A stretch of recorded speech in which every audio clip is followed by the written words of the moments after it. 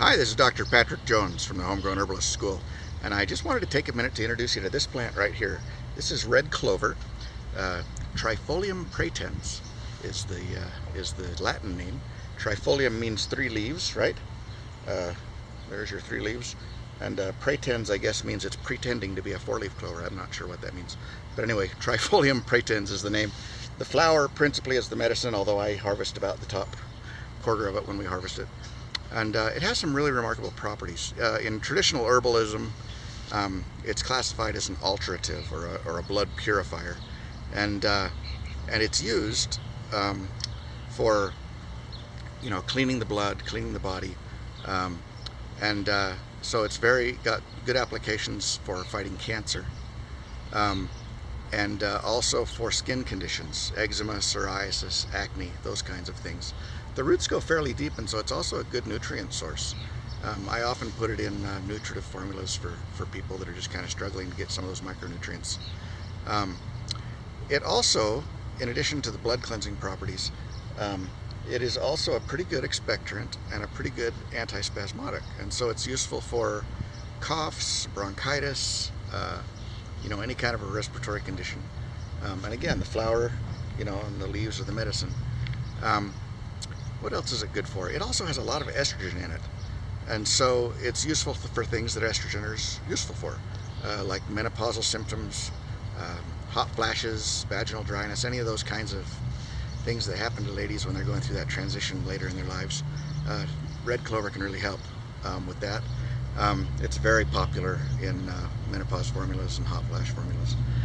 It's also good for preventing and treating osteoporosis for the same reasons, because osteoporosis tends to be a problem as estrogen levels drop, and so red clover is a good preventative and a good cure treatment for that. It's also good for cholesterol issues, high cholesterol. It'll lower the cholesterol. Garlic's actually pretty good for that too. And it also has some coumarins in it, which are the blood thinning chemicals like you find in Coumadin or warfarin, some of those kinds of things. And so, you could, I don't know, I guess if it was the apocalypse and you were on blood thinners and needed to be on blood thinners, you could try red clover as a substitute. I certainly wouldn't recommend trying it as a substitute if it's not the apocalypse. You could also use it as an estrogen substitute if you're on estrogen supplementation, again, because of the high estrogen levels. And speaking of high estrogen levels, the contraindications for this plant would be pregnancy, because estrogen and progesterone are in sort of an inverse relationship.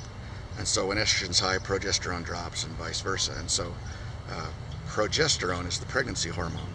So if you're pregnant,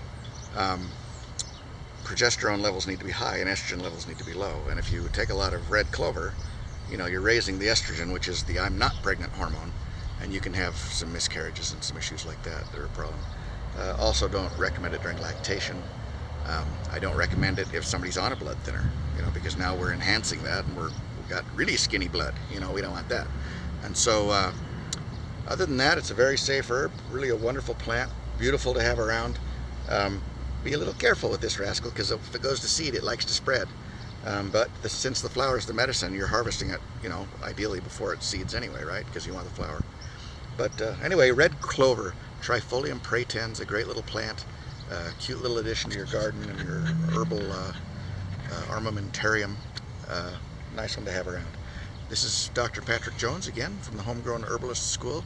If you'd like to learn more about plants, swing by our website, homegrownherbalist.net, and there's a lot of information there. Or if you're really interested, join us in the Homegrown Herbalist School of Botanical Medicine. We're having a lot of fun learning about plants and learning how to help people. This is Dr. Patrick Jones, and thanks for listening.